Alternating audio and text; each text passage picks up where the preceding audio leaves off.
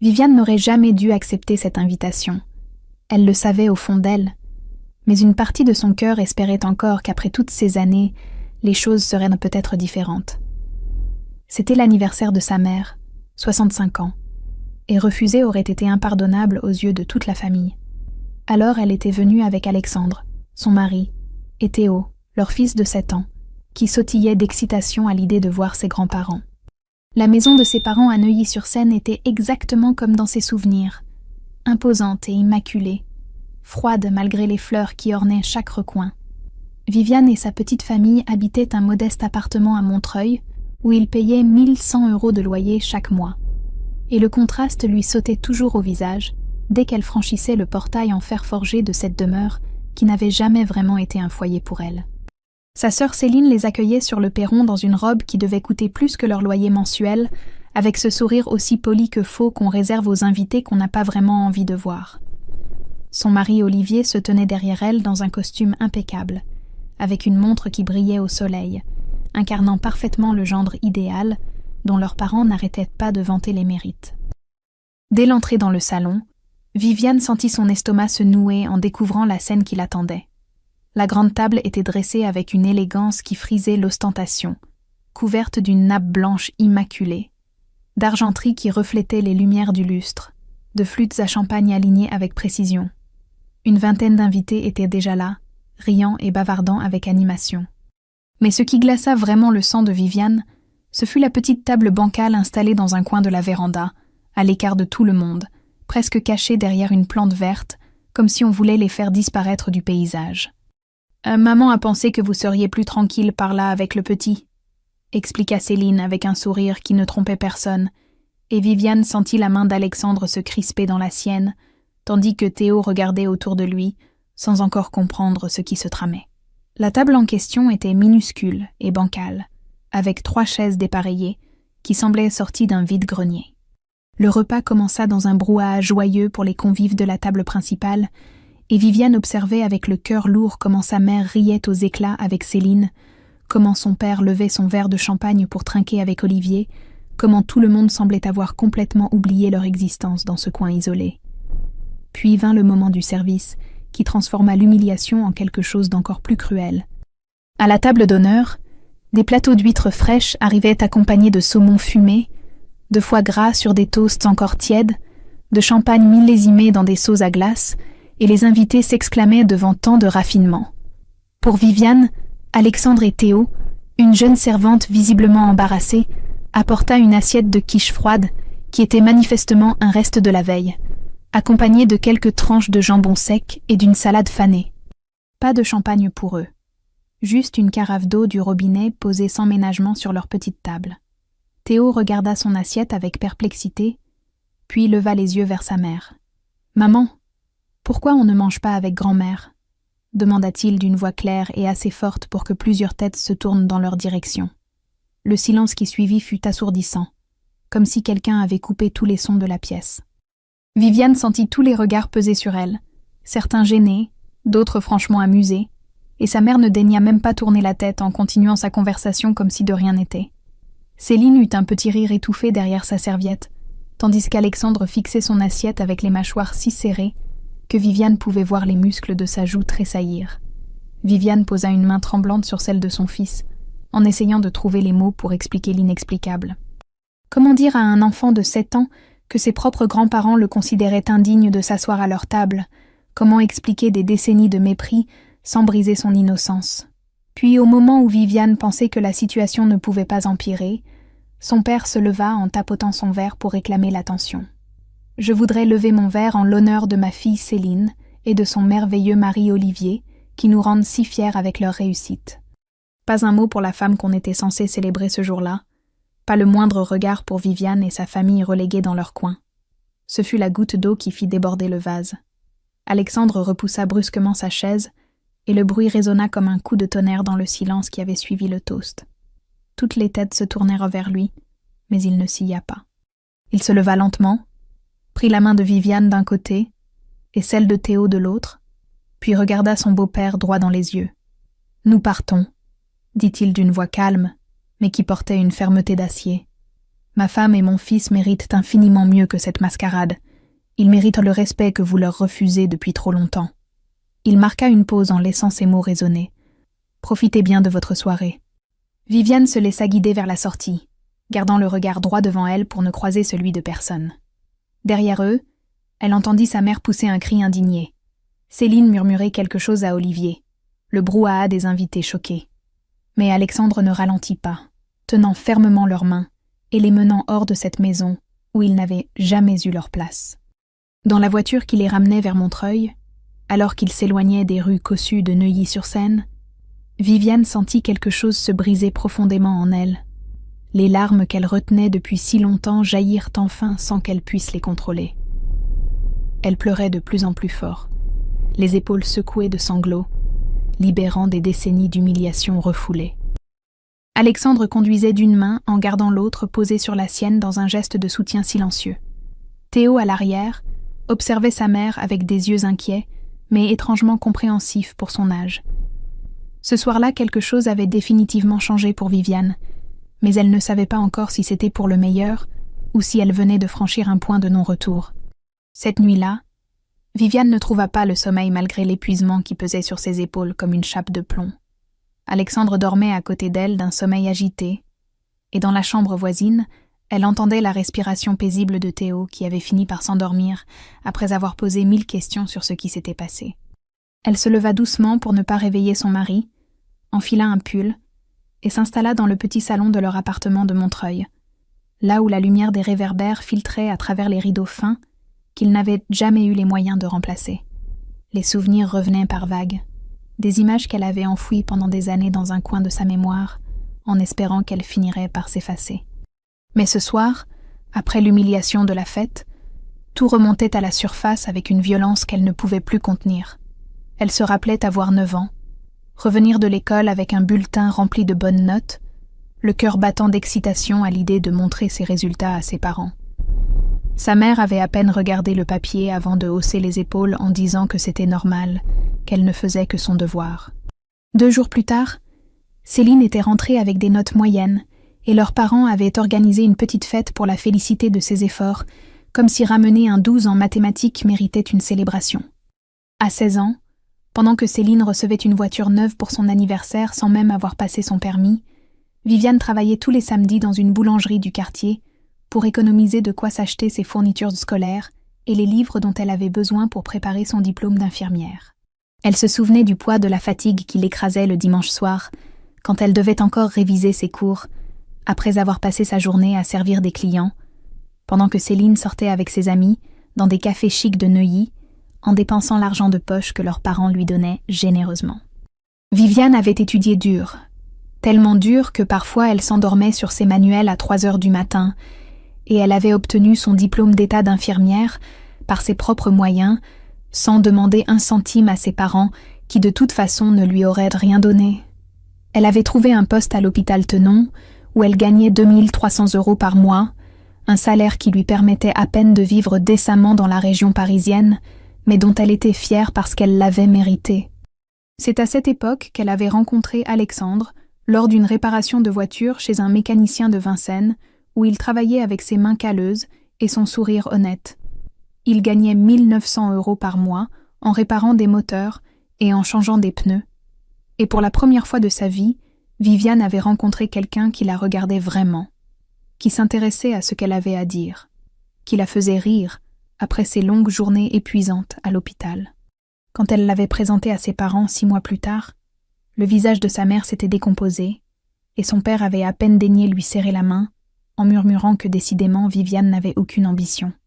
Céline, pendant ce temps, avait épousé Olivier, un cadre commercial qui gagnait 4500 € par mois et conduisait une BMW flambant neuve, et leurs parents avaient organisé un mariage somptueux avec 200 invités dans un château de la Loire.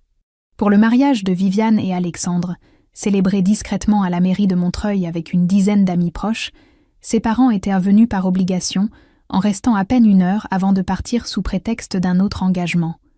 Alexandre apparut dans l'encadrement de la porte, les cheveux ébouriffés et les yeux encore pleins de sommeil.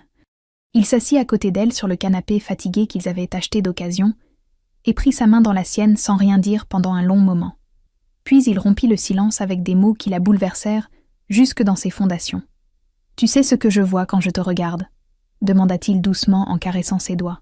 « Je vois une femme incroyablement forte, qui a tout construit elle-même, qui a réussi malgré eux et non grâce à eux. Mais tu cherches encore l'amour de gens qui sont incapables d'aimer, et ça me brise le cœur de te voir souffrir pour si peu. » Viviane sentit les larmes couler à nouveau sur ses joues, mais cette fois c'était différent, comme si quelque chose commençait à se dénouer en elle. « Il est temps d'arrêter de mendier leur approbation, » continua Alexandre en la serrant contre lui. « Il est temps de vivre pour nous, pour Théo, pour notre propre bonheur. » Ces mots résonnèrent dans le cœur de Viviane, comme une vérité qu'elle avait toujours su mais jamais osé accepter. Et cette nuit-là marqua le début d'un changement qu'elle ne pouvait pas encore mesurer.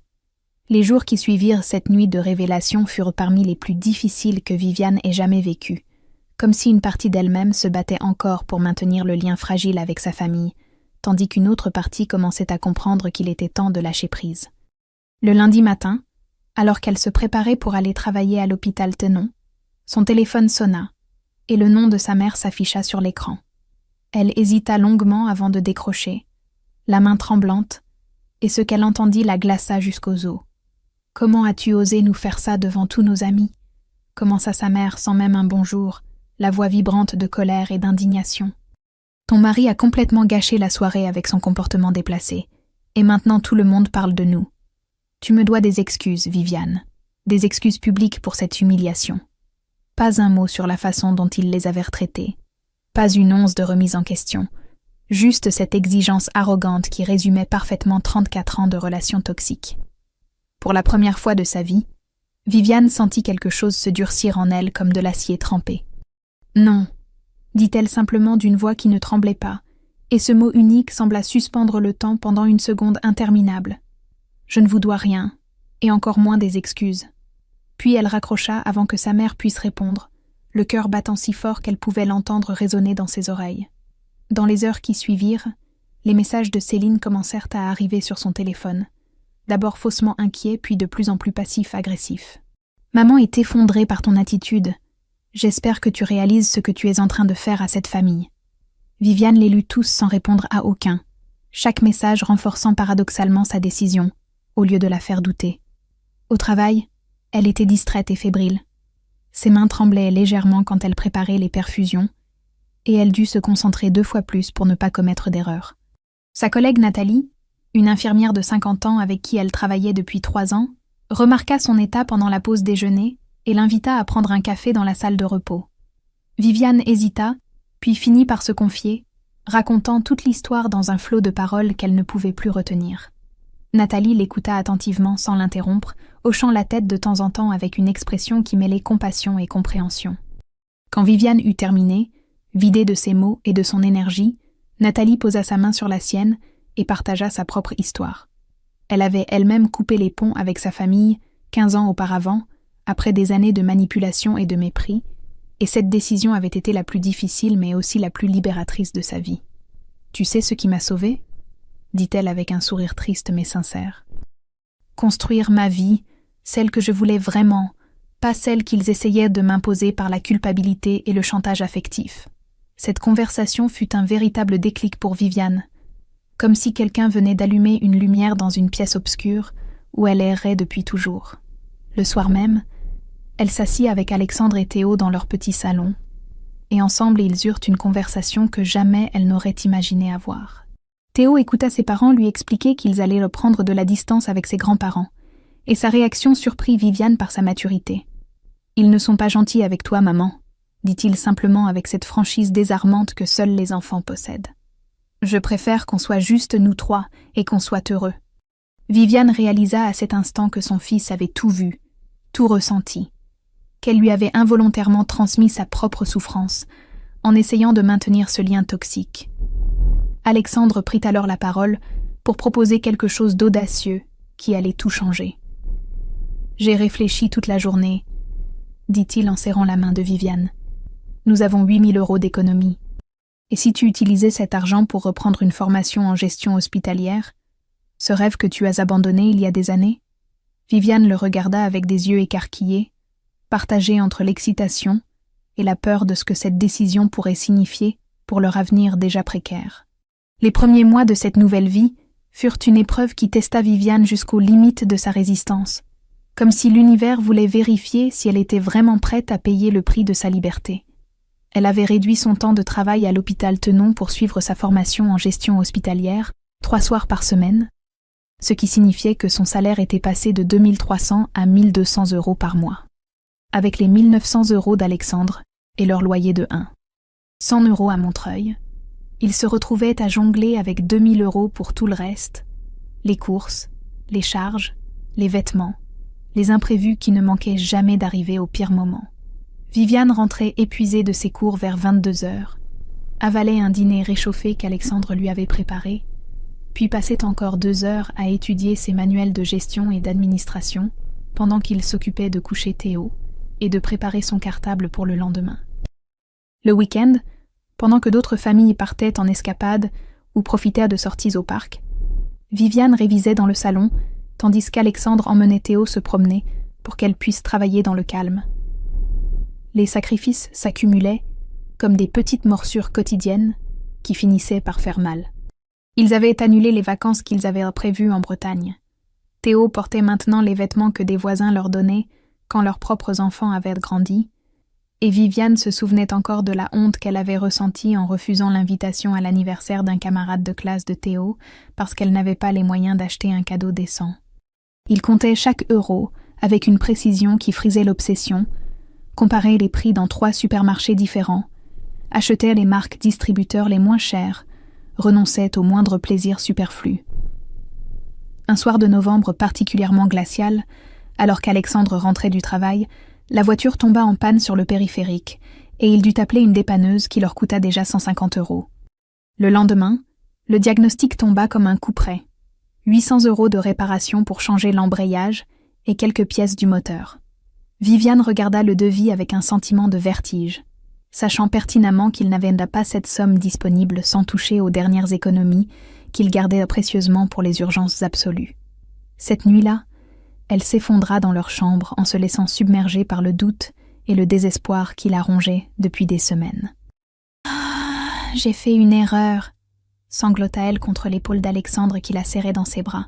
« On ne va pas y arriver. C'était de la folie de croire qu'on pouvait s'en sortir comme ça. » Mais Alexandre la tint fermement contre lui, en lui murmurant des mots qu'elle n'était pas sûre de croire. « Nous construisons quelque chose de solide, ma chérie. Et les fondations prennent toujours du temps avant de devenir visibles. Fais-moi confiance encore un peu. » Pendant ce temps, ses parents, qui avaient été informés de leurs difficultés financières par Céline, qui prenait un plaisir évident à colporter les nouvelles, n'offrirent aucune aide, ni même un mot de soutien. Au contraire, un après-midi où Viviane révisait dans le salon, son téléphone sonna et elle commit l'erreur de décrocher en voyant le numéro de sa mère. « Tu vois maintenant ce qui arrive quand on a trop d'orgueil ?» dit celle-ci d'une voix satisfaite qui suintait le mépris. « Tu aurais dû rester à ta place d'infirmière au lieu de jouer à la grande carriériste. L'orgueil précède toujours la chute, ma pauvre fille. » Viviane raccrocha en tremblant de rage et de chagrin. Mais au lieu de la briser, cette conversation ne fit que renforcer sa détermination comme un métal qu'on trempe dans l'eau froide.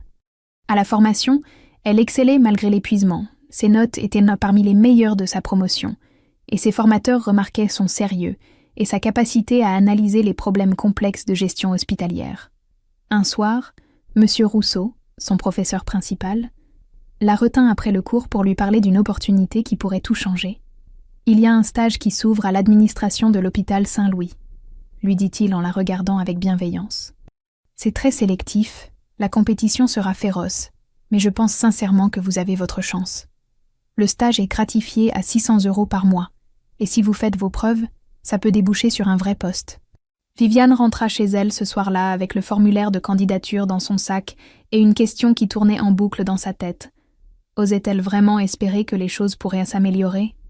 Viviane passa 3 jours à préparer son dossier de candidature pour le stage à l'hôpital Saint-Louis, relisant chaque ligne une dizaine de fois, vérifiant chaque virgule comme si sa vie en dépendait.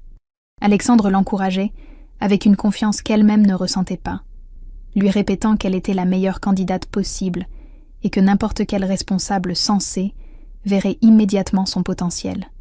Elle envoya finalement le dossier un vendredi soir avec une prière silencieuse, puis essaya d'oublier en se concentrant sur ses cours et son travail à mi-temps.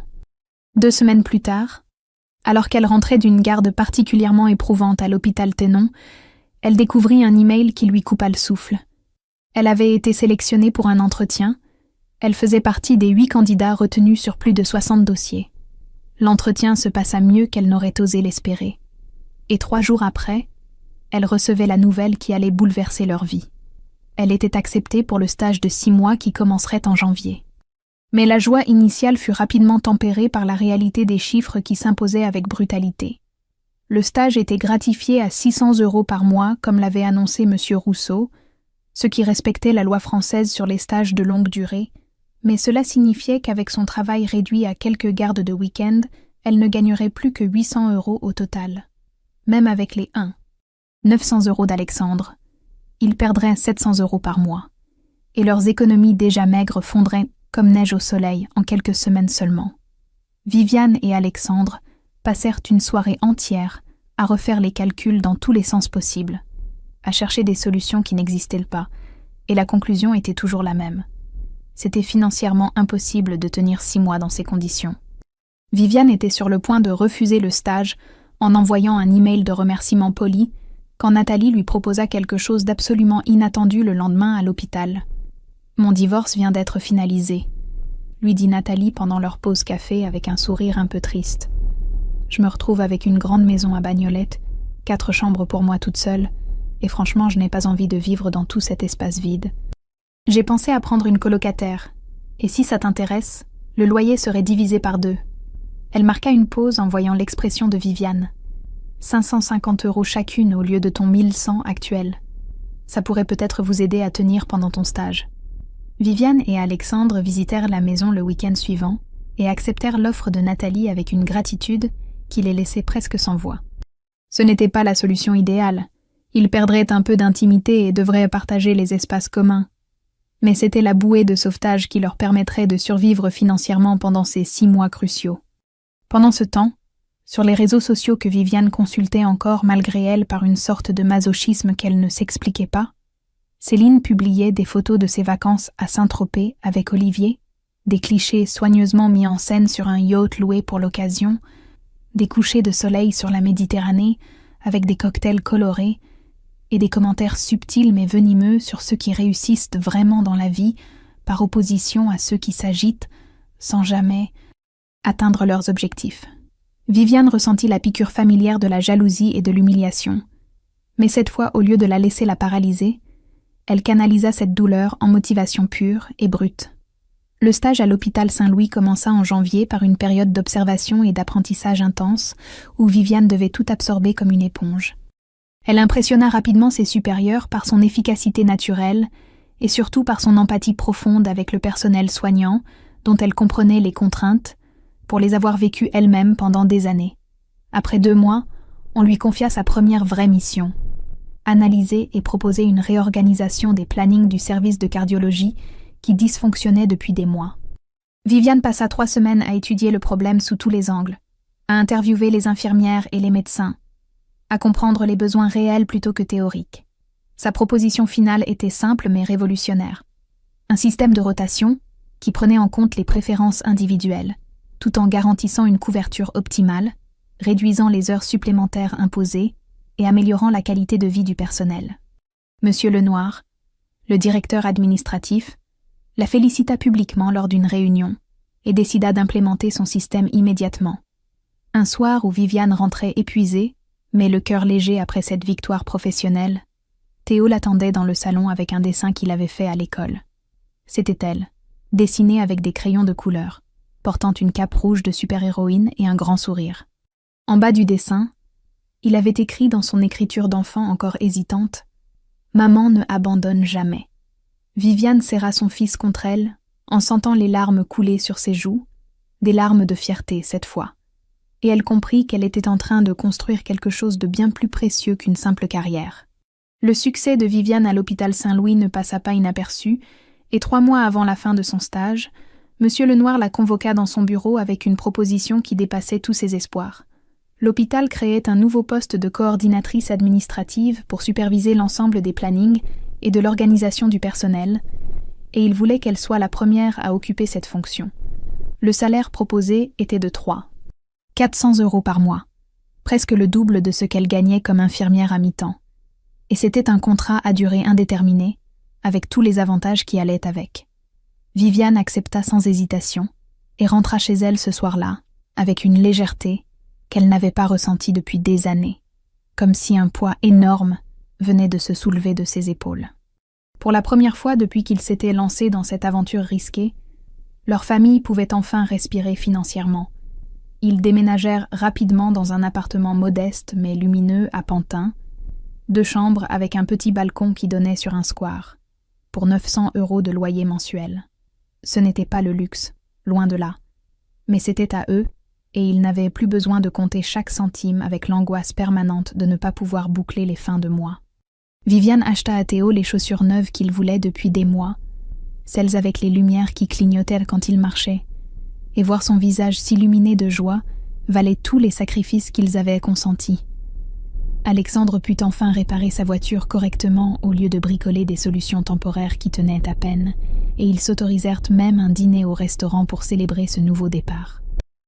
Mais le passé a cette façon insidieuse de revenir vous hanter au moment où vous pensez enfin l'avoir dépassé. 3 mois après sa prise de fonction, une tante de Viviane qu'elle voyait rarement organisa un déjeuner familial pour son 60e anniversaire. Et par politesse, ou peut-être par une dernière trace de culpabilité, Viviane accepta d'y aller en pensant naïvement qu'elle pourrait gérer la situation avec la confiance nouvelle que lui donnait sa réussite professionnelle. Elle se retrouva face à ses parents et à Céline dans le salon trop chaud de sa tante, et l'atmosphère se glaça instantanément dès qu'elle franchit le seuil. Sa mère la toisa de haut en bas, avec ce regard méprisant qu'elle connaissait si bien, puis lâcha devant tout le monde avec un sourire faussement bienveillant. « Ah, Viviane a finalement un vrai poste dans un hôpital. Il était temps à ton âge, ma pauvre. La plupart des gens ont une vraie carrière bien avant 37 ans. » Céline ajouta immédiatement avec cette douceur empoisonnée qui était sa marque de fabrique. « C'est vraiment mignon cette petite promotion.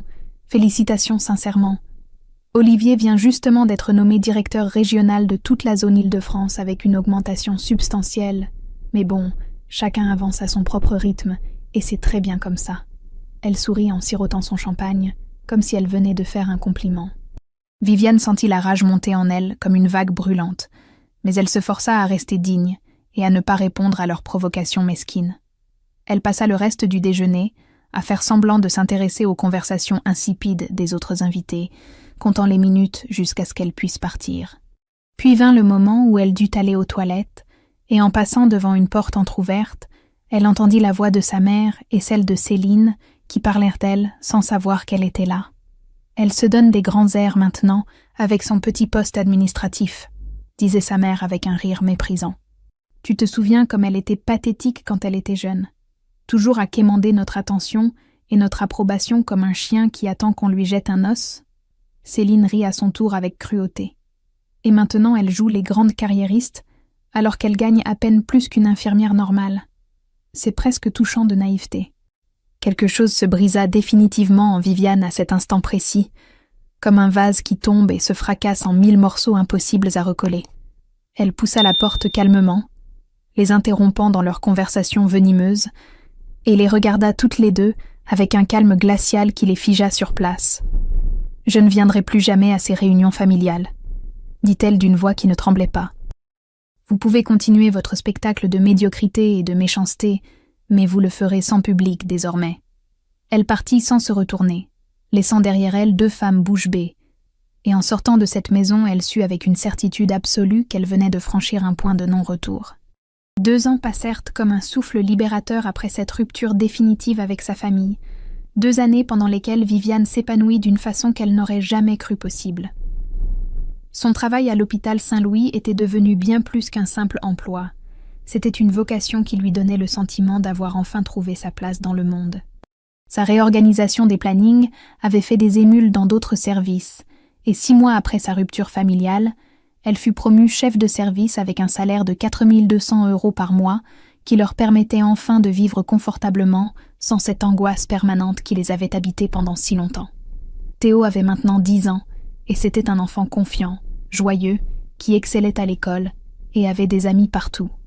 Viviane voyait en lui tout ce qu'elle n'avait jamais été à son âge, cette assurance tranquille qui vient d'avoir été aimée inconditionnellement. Et chaque fois qu'elle le regardait, elle se disait qu'elle avait réussi quelque chose d'infiniment plus important qu'une carrière. Alexandre, de son côté, avait ouvert son propre garage à Noisy-le-Sec, avec un associé rencontré par hasard, grâce à un prêt bancaire de 45 000 € qu'ils avaient obtenu après des mois de négociations serrées. L'affaire marchait bien, pas encore extraordinairement, mais suffisamment pour qu'ils puissent enfin envisager l'avenir avec sérénité, au lieu de cette peur constante qui les avait rongés. Viviane n'avait eu absolument aucun contact avec ses parents, ou Céline pendant ces 2 années, et ce silence était devenu une paix qu'elle chérissait comme un trésor précieux. Puis un mardi après-midi ordinaire de novembre, alors qu'elle révisait des dossiers dans son bureau, son téléphone sonna avec un numéro interne de l'hôpital. C'était le service des urgences qui l'informait que son père venait d'être admis en urgence après un infarctus sévère survenu dans la rue et qu'on l'avait identifié grâce aux papiers dans son portefeuille. Viviane descendit aux urgences plus par professionnalisme que par affection réelle, ce réflexe automatique d'infirmière qu'elle avait été pendant tant d'années. Elle trouva sa mère dans la salle d'attente, soudain petite et fragile dans son manteau de laine, les yeux rougis et les mains qui tremblaient légèrement. Céline arriva 20 minutes plus tard, en retard comme toujours, encore au téléphone avec son bureau et visiblement agacée d'avoir dû interrompre sa journée pour cette urgence familiale. Le père de Viviane survécut à l'infarctus, mais resta hospitalisé pendant 2 semaines pour observation et soins intensifs. Viviane s'assura qu'il recevait les meilleurs traitements possibles, en utilisant ses contacts dans l'hôpital. Mais elle ne resta jamais plus de quelques minutes dans sa chambre, et ses visites étaient purement médicales, froides et professionnelles. Elle regardait cet homme dans le lit d'hôpital, diminué et vulnérable avec ses tubes et ses moniteurs qui bipaient régulièrement, et elle réalisait avec une clarté troublante qu'elle ne ressentait plus rien pour lui, ni haine, ni amour, ni même pitié, juste un vide étrange et libérateur. Un après-midi où Viviane sortait de la chambre après avoir vérifié les résultats des derniers examens, sa mère tenta une approche maladroite qui ressemblait vaguement à une réconciliation. « Nous sommes une famille malgré tout, » dit-elle, avec une voix qui se voulait émue, mais qui sonnait faux. Dans les moments difficiles comme celui-ci, il faut savoir se serrer les coudes et oublier les petites disputes du passé. Mais il n'y avait toujours pas d'excuse dans ces mots, pas la moindre reconnaissance du mal qu'ils avaient fait pendant toutes ces années. Juste cette tentative pathétique de rétablir le lien par la culpabilité et l'obligation morale. Viviane la regarda longuement sans répondre, puis partit simplement en retournant à son bureau. Plus tard dans la journée, alors qu'elle marchait dans le couloir vers la sortie, Céline la rattrapa avec une expression de panique qu'elle ne lui avait jamais vue. « Tu ne peux pas partir comme ça », dit-elle d'une voix étranglée qui montait dans les aigus. « Maman a besoin de toi. Papa a besoin de toi. On est ta famille quand même. » Viviane s'arrêta et se tourna vers sa sœur, la regardant vraiment pour la première fois depuis des années. Elle vit une femme qui commençait à montrer des signes de stress et de fatigue que le maquillage ne parvenait plus à masquer complètement. Des cernes sous les yeux et une tension dans les épaules qui racontait une histoire différente de celle des photos parfaites sur les réseaux sociaux. « Où étiez-vous quand j'avais besoin de vous ?» demanda simplement Viviane d'une voix calme, mais qui portait le poids de 37 années de solitude. Puis elle partit sans attendre de réponse, laissant Céline seule dans le couloir de l'hôpital, avec une question qui resterait sans réponse. Le père de Viviane sortit de l'hôpital 2 semaines plus tard, avec des recommandations strictes sur son hygiène de vie et un traitement quotidien qu'il devrait suivre pour le reste de ses jours. Viviane continua à vivre sa vie comme si rien ne s'était passé, se concentrant sur son travail et sa famille avec une sérénité qu'elle n'aurait jamais cru possible. Mais 3 semaines après sa sortie, quelque chose d'inattendu se produisit qui allait ébranler les certitudes qu'elle avait si soigneusement construites. Un matin où elle passait dans le couloir du service de cardiologie pour une réunion, elle entendit 2 infirmières discuter avec animation près du poste de soins, sans remarquer sa présence. « Vous savez, le monsieur de la 304 qui est sorti le mois dernier, » disait l'une d'elles. « Il est revenu hier pour un contrôle, et il n'arrêtait pas de parler de sa fille qui travaille ici, celle qui est chef de service maintenant. Il était tellement fier. Vous auriez dû voir ses yeux briller quand il racontait son parcours, et comment elle a réussi toute seule. Viviane s'immobilisa, le cœur battant, perturbée par cette information qui ne correspondait pas du tout à l'image qu'elle avait de son père. Elle continua son chemin en essayant de chasser cette conversation de son esprit, mais les mots revenaient sans cesse la hanter pendant toute la journée.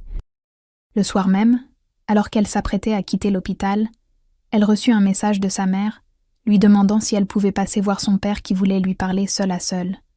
Viviane hésita longuement, avant d'accepter, poussée par une curiosité mêlée d'appréhension qu'elle ne s'expliquait pas vraiment. Elle se rendit chez ses parents le lendemain après le travail, et quand elle entra dans le salon de Neuilly-sur-Seine qu'elle n'avait pas revu depuis des années, elle fut frappée par combien tout lui semblait petit et étouffant maintenant, alors qu'enfant cet endroit lui paraissait immense et intimidant. Son père l'attendait dans son fauteuil, visiblement amaigri et affaibli par l'infarctus et les semaines de convalescence. Il lui fit signe de s'asseoir, et pendant un long moment il ne dit rien, comme s'il cherchait ses mots, avec difficulté. Puis il commença à parler d'une voix hésitante, que Viviane ne lui connaissait pas, dépourvue de cette arrogance qui l'avait toujours caractérisée. « Je sais que tu n'as aucune raison de m'écouter, » commença-t-il en évitant son regard. « Mais j'ai besoin de te dire certaines choses, avant qu'il ne soit trop tard. » Il marqua une pause, respirant avec difficulté. « J'ai toujours été un lâche, Viviane. Ta mère a toujours été la plus forte de nous deux, celle qui prenait les décisions, qui menait la famille comme elle l'entendait.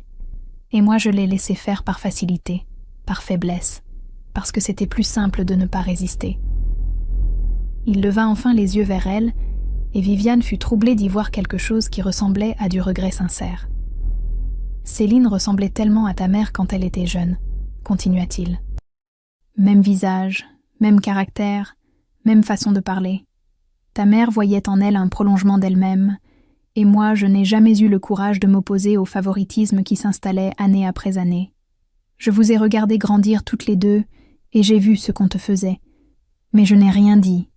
Je n'ai rien fait. » Viviane sentit sa gorge se serrer malgré elle, toutes ces années de douleur qui remontaient comme une marée qu'elle ne pouvait plus contenir. « Je ne cherche pas ton pardon, parce que je sais que je ne le mérite pas, » dit son père d'une voix qui tremblait. « Mais je voulais que tu saches que je vois maintenant ce que nous t'avons fait, le mal que nous t'avons causé pendant toutes ces années, et je voulais te dire que tu as réussi à devenir quelqu'un de bien malgré nous, peut-être même grâce à cette adversité que nous t'avons imposée. » Viviane le regarda longuement, partagée entre des émotions contradictoires qui la déchirèrent de l'intérieur. « J'ai passé 30 ans à attendre ces mots, » dit-elle finalement d'une voix étrangement calme. « Maintenant je n'en ai plus besoin parce que j'ai construit ma propre famille, mon propre bonheur, et votre approbation ne fait plus partie de cette équation. » Mais elle se leva pour partir, mais quelque chose se desserra légèrement dans sa poitrine, comme si un nœud trop serré commençait enfin à se défaire. Pendant ce temps, dans les semaines qui suivirent, une nouvelle se répandit dans la famille qui prit Viviane par surprise. L'entreprise d'Olivier s'était effondrée brutalement suite à des investissements hasardeux et une gestion catastrophique, et lui et Céline se retrouvaient soudainement sans le train de vie luxueux auquel ils s'étaient habitués. Les vacances coûteuses, les restaurants étoilés, la BMW neuve, tout cela disparaissait d'un coup, laissant place à une réalité financière bien plus dure. Céline, qui avait toujours été celle qui réussissait, celle qui avait tout, se retrouvait maintenant dans une situation précaire, tandis que Viviane continuait son ascension tranquille vers un bonheur qu'elle avait construit pierre par pierre. Exactement 3 ans après l'humiliation de cet anniversaire qui avait tout fait basculer, la mère de Viviane organisa une nouvelle fête pour ses 68 ans. Cette fois, l'appel téléphonique fut différent de tout ce que Viviane avait connu auparavant.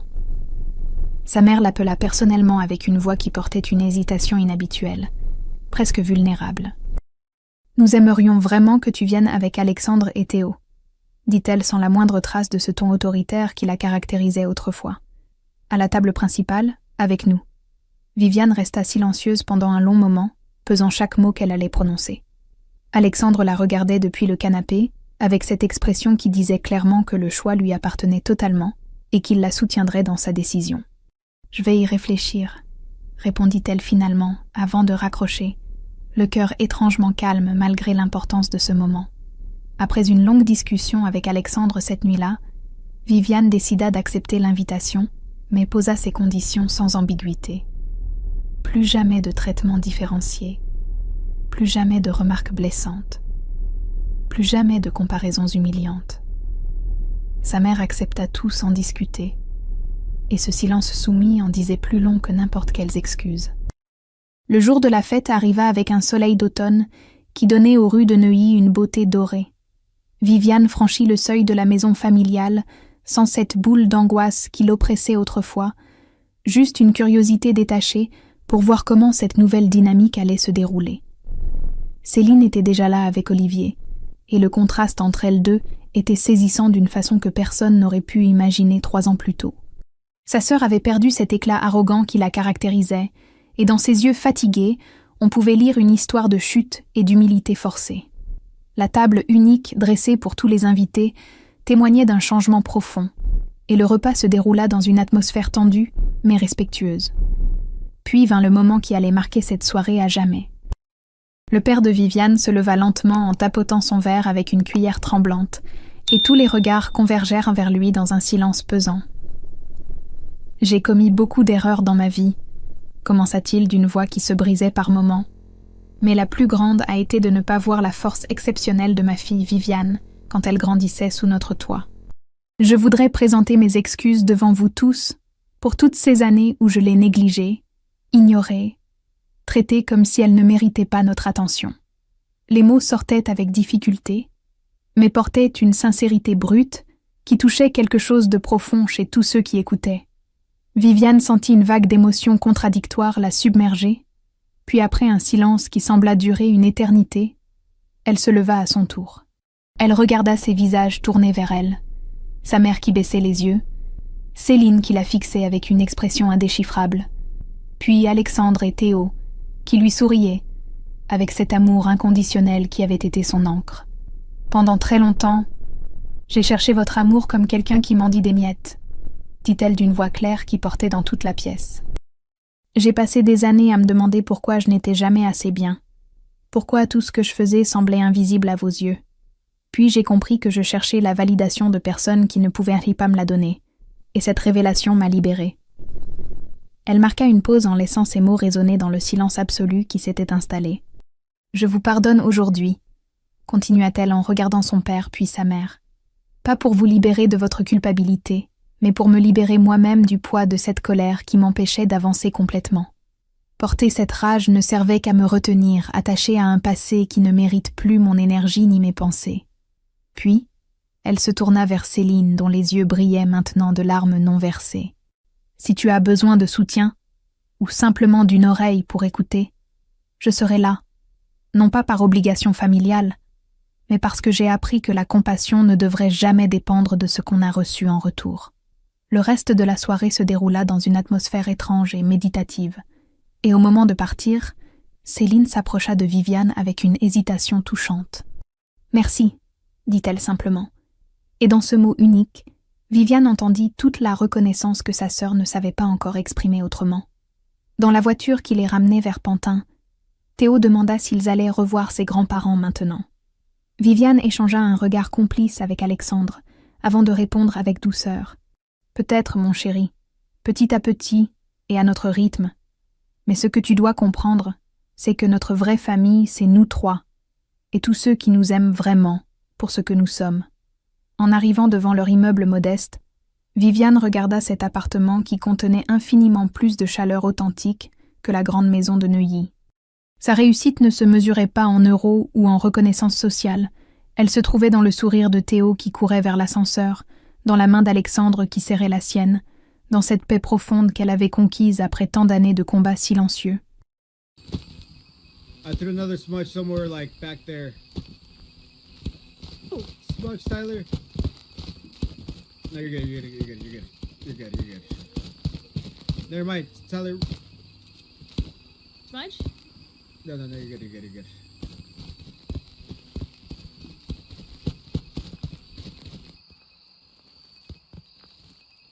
We're just playing high hunt duration.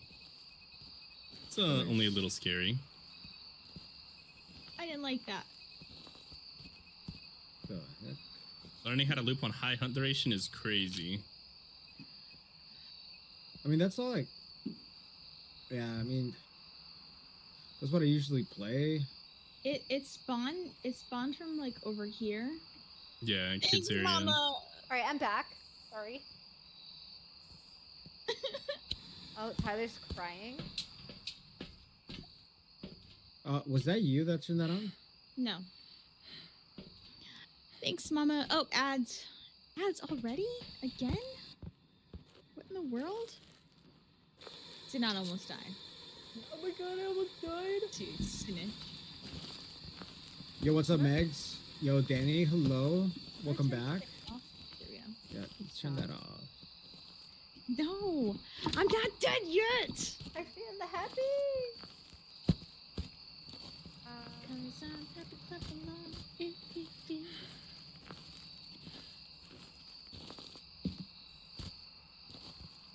Are you looking for a bone? What are you doing? We found Bone already. Oh. I was looking for the cursed items. My father was looking for it again. Brother! Opportune. Okay. I didn't panic. I smudged it. Run out of here.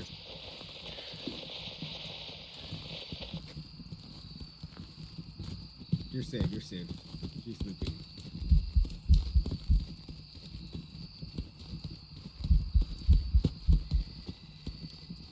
Like, imagine actually being able to push the boat. This is nuts. Oh, where's it? Oh, I switched directions. No. Oh, buddy. You haven't played Fast in a while? Yeah, it's pretty fun. Hello, Faye. Gaming, thank you for the lurk. Appreciate Yo, you. Sarah Sound with the like trouble twins in for the you at all or US. no? Where's that? Louisiana?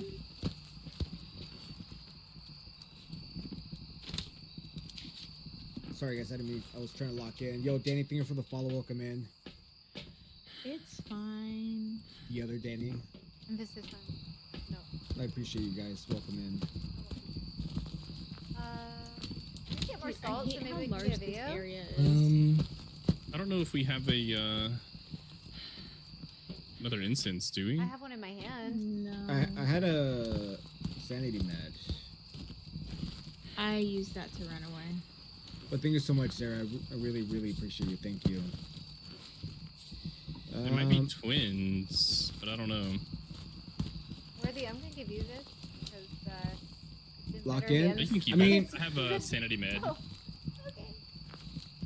Did you crouch right there with you, or did it just go- maybe or- for like a second, you know? That's crazy.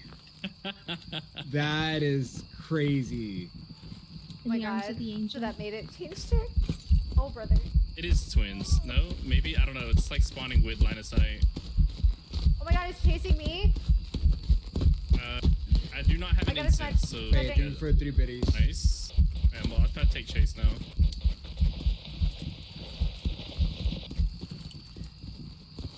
I was trying to be part of the team and grab the video camera so I can get the ghosts like hunting. Hey, you got a hunting Worthy ghost took the video. opportunity. You died for that video, man. You're a freaking martyr. No, I didn't get the video. I died. Oh, well there is a hunting ghost video, You so... died?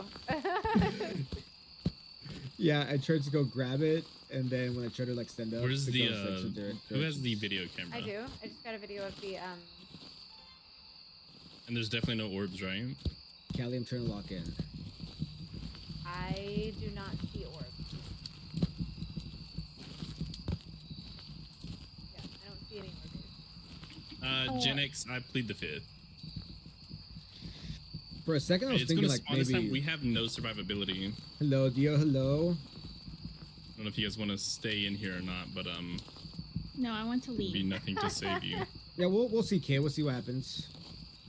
What were you thinking, Bravo? Hey, can we So, move the crucifix to where it's spawning? Dio, thank you for the heart to go popular. Thank Kind of you. spawning around everywhere. Oh, so nope, correct. I think I Yeah, it is spawning everywhere. had a cruci. It's, I think I dropped It's it. gonna be a yokai. Appreciate that, Jin. I was gonna say it's spawning with line of sight. Oh my god. Okay, it's fine. I didn't panic. That's an event. It's fine. I got that sound. I'm so good at this game. Got a video. You're locked. Honorary Sounds are done. honorary V20s.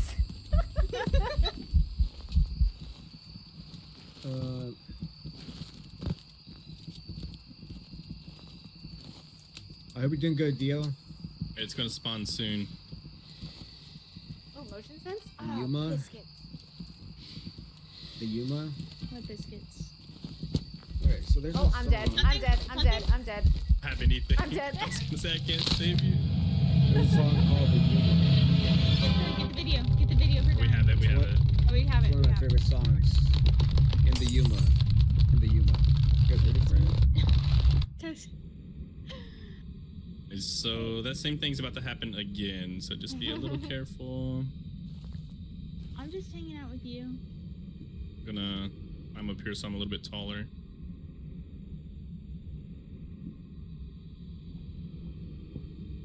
Hey, Okay, I'm gonna have to test for yokai. So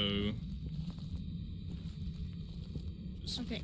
it may come this direction, possibly, if it even comes close enough for you to yokai test it. Which it's not looking like it's going to. Bathroom, Tyler. Is it hunting? It is, yeah. It's not going to come over here though for me to yokai test it. I'll run to the bathroom if it comes over here. Okay, it's done. All right. It's a good song. I'll just wait. Alright, we're gonna try this again. I'll just wait here. Just wait right here, Great, sweetie. like the coward that I am. It's a good song. Tyler, I am okay. Tyler, you with better that. get out there and move that freaking ghost. No. We're here to get better. They said I don't have to. I say you have to. I wouldn't even try looping on 30 Oh, second whoops. hunts with no survivability. See? See, Wayward? Whatever, man. P20 said I don't have to do it. Thank you for the corgi. Thank you. Do it. I was twerking right now. Y'all missed it. Bravo's twerking? What? I was. Y'all missed it. Whatever, dog.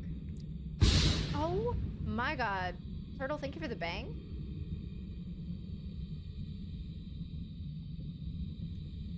I got your back, girl, from right here. You're so real From for right that. here.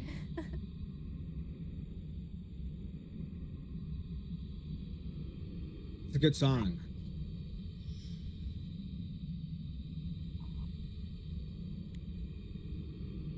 In the Yuma. I'm so stressed out. You should be. I am. It is a very stressful situation. I also like this song right here. He said that so calmly. You okay? Thing for the hydrate? Special juice? juice. Got you. Wow. The ghost is right on top of us, so that's something.